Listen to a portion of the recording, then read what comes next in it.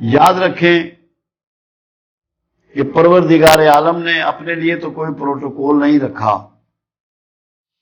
مگر اپنے حبیب کے لیے پروٹوکول رکھا۔ پہلا تو یہ کہ اگر تم نے رسول اللہ صلی اللہ علیہ وسلم کی آواز سے اپنی آواز کو بلند کیا تو تمہارے کیے ہوئے سارے اعمال ضائع ہو جائیں گے اور تمہیں خبر بھی نہ ہوگی۔ دوسرا یہ کہ اگر کسی رسول اللہ کے فیصلے صلی اللہ علیہ وسلم کہ دل میں بھی تم نے سوچا اس کے اگینسٹ تو تمہارے سینے سے ایمان کو نکال دیا جائے گا، تم صاحب ایمان نہیں رہو گے۔ صرف تمہارے دل میں اتنا گمان آئے کہ جو فیصلہ رسول اللہ نے فرما دیا اس کی مخالفت، اس کے لیے ناپسندیدگی، تو تم میں ایمان نہیں رہے گا۔ تیسری چیز، دو چیزیں ایسی ہیں جو پروردگار عالم ہمیشہ قبول فرماتا ہے، باقی کوئی چیز رد بھی کر سکتا ہے۔ ایک توبہ اور ایک رسول اللہ صلی اللہ علیہ وسلم پر درود و شریف۔ درود شریف کو اللہ ہر حال میں قبول فرماتا ہے۔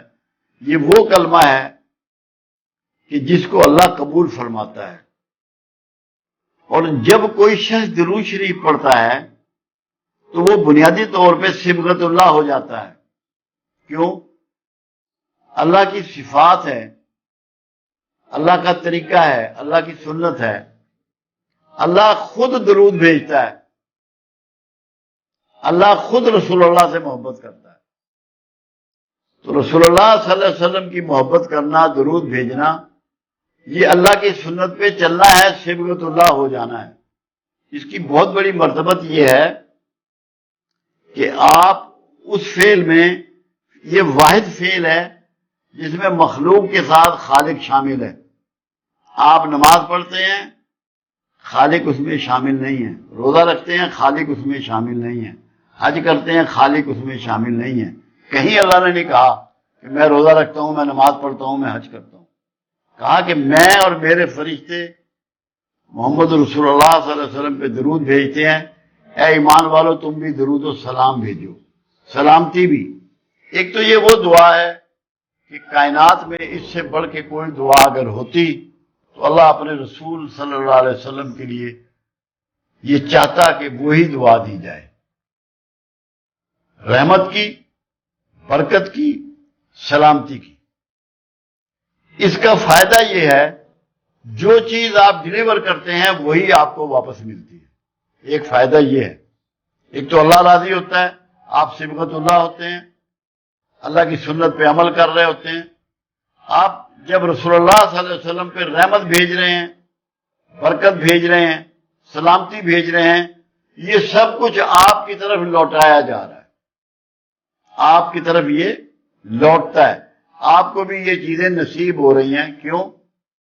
کہ جو بھی یہ گفٹ اللہ کے حبیب کی طرف روانہ کر رہا ہے، اللہ اس سے راضی ہوتا ہے اور اس کو انہی چیزوں کے ساتھ برکات اور رحمت اور سلامتی پہنچاتا ہے۔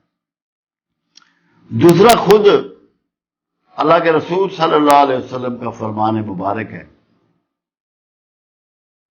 کہ جو میرا درود ہے وہ مجھ تک پہنچایا جاتا ہے لوگوں کو والدین کے ناموں کے ساتھ، کہ فلاں شخص نے، یہ ماں کا نام ہے، یہ باپ کا نام ہے، آپ کو اتنی مرتبہ درود شریف پیش کیا ہے۔ یہ سب سے بڑی بات ہے کہ آپ کا نام رسول اللہ کے دربار میں رجسٹر ہو جاتا ہے کہ اس شخص نے، اس کی یہ والدہ کا نام ہے، یہ اس کے باپ کا نام ہے، یہ درود شریف مجھے بھیجا ہے۔ آپ کے دفتر میں وہ ریکارڈ کرتے ہیں فرشتے، وہ پہنچا دیا جاتا ہے۔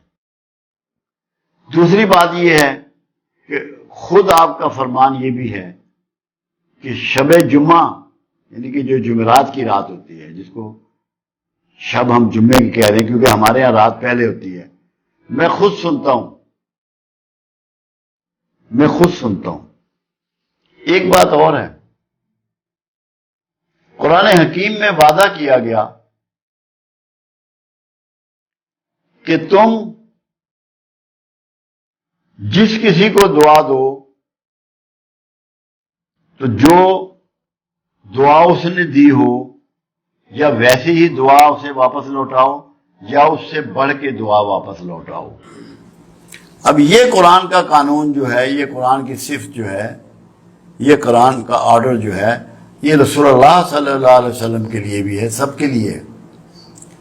اس لیے جب کوئی شخص کملی والے پر دعا بھیجتا ہے، درود دعا ہی ہے، اور سلام بھیجتا ہے، تو رسول اللہ صلی اللہ علیہ وسلم بھی اس کے لیے دعائیں فرماتے ہیں، ریٹرن میں اس کو دعا عطا فرماتے ہیں، کیونکہ قانون کے، قرآن کے قانون کے عین مطابق۔ تو یہ جنت کی بشارت ہے درود بھیجنے والے کے لیے کہ جب تو رسول اللہ کے لیے دعا بھیج رہا ہے تو رسول اللہ صلی اللہ علیہ وسلم اس سے بہتر طریقے سے تجھے دعا لوٹا رہے ہیں، اور جس کا دعا گو رسول اللہ ہو جائیں اس کے لیے کوئی خطرہ نہیں ہے، کوئی دوزخ کا ڈر نہیں ہے، کوئی آگ کا ڈر نہیں ہے۔ انشاءاللہ اللہ کے ہاں اس کی مغفرت ہے اور اس کی بخشش ہے۔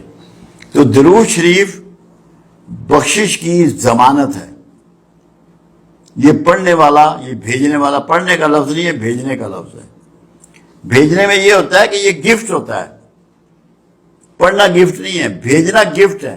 آپ کو یہ یقین ہونا چاہیے کہ آپ کی چیز جو ہے یہ ہوا کے دوش پر جا رہی ہے اور آقا کو پہنچ رہی ہے، یہ گفٹ آپ کا میرے آقا کے پاس جا رہا ہے۔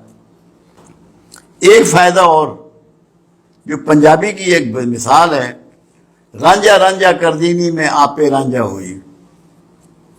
جب آپ بار بار سرکار پہ درود بھیجیں گے اور آپ کا تذکرہ کریں گے تو اس سے آپ رسول اللہ صلی اللہ علیہ وسلم کی عکس آپ میں اترے گا، آپ کے اندر وہ عکس اترے گا، وہ صفات اتریں گی، وہ کمال اور خوبیاں آپ کو ملیں گی، وہ حکمت و دانائیاں آپ کو پہنچیں گی، عکس بنیں گے آپ۔ مگر اس کے لیے آپ کو درود شریف کے ساتھ رحمت کے رویے کو اپنانا ہے۔ معاشرے کے لیے، مخلوق کے لیے، ہر مخلوق کے لیے رحمت بننا ہے، کسی کے لیے زحمت مت بنے، آپ کے ہاتھ اور زبان سے کسی کو تکلیف نہ پہنچے۔ تو عکس محمد آپ ہو جائیں گے اگر صحیح معنوں میں دل کی گہرائیوں سے اگر آپ درود شریف پڑھیں گے۔ درود شریف کی اتنی برکات ہیں، میرا تو ایمان یہ ہے۔